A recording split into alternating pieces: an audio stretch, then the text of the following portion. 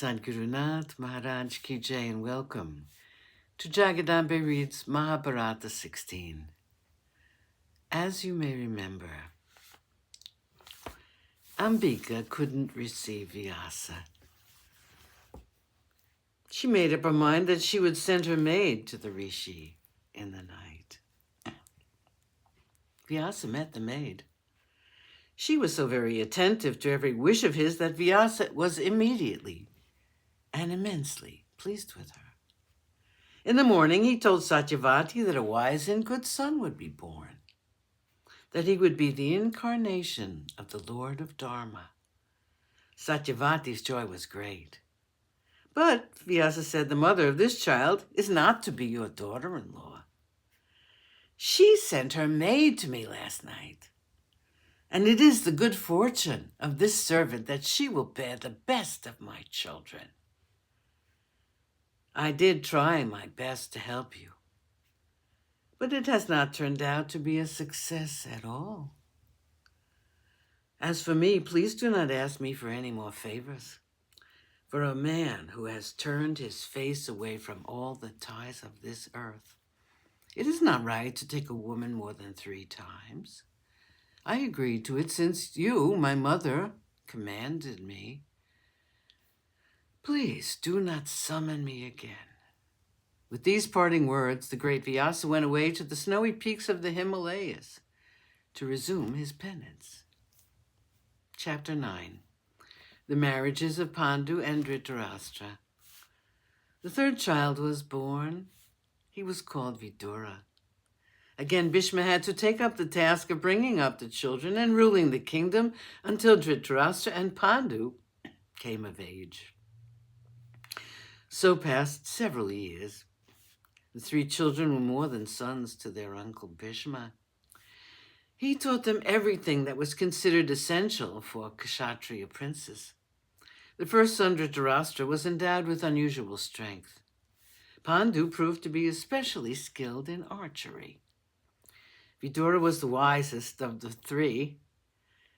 Their education was complete. Bhishma anointed the eldest son, Dhritarashtra, as the Yuvaraja. Pandu, who was proficient in the use of all weapons, was appointed commander of the army. Vidura was trained to be the minister to the king. Because he was blind, Dhritarashtra could not rule the kingdom. Pandu was ruling it in his name with the assistance of Vidura. The 3 boys had reached their youth. The immediate concern of Bhishma was to find brides for these young men.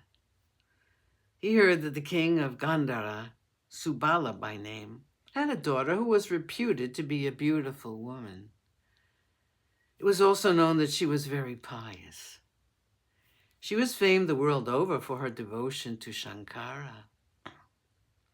The daughter of the king of Madra Desha was remarkable for her beauty and her gentleness.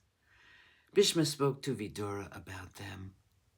He said, these 2 princesses seem to be fit enough to be the queens of our young men. No other king is equal to us in status. Only these 2 kings are endowed with a good heritage. The daughters of these 2 kings can become the brides of the Kuru princes. Vidura said, your father, mother, guru, everything to us. What you decide for us will be nothing but the best. Bhishma sent word to the Gandhara king. He demurred at first, as the prince Dhritarashtra was blind. But Gandhari, the daughter of the king, assured him that she had no objections to marrying the Kuru prince. Her next action was a great deed of self-denial. She was convinced that she should not be better than her lord in anything. She therefore got a piece of silk and bound up her eyes, refusing to see the world which her husband could not see. The king, Subala, sent his daughter to Hastinapura with his son Shakuni. The marriage was celebrated in the capital city, and Shakuni returned to Gandhara after the wedding of his sister.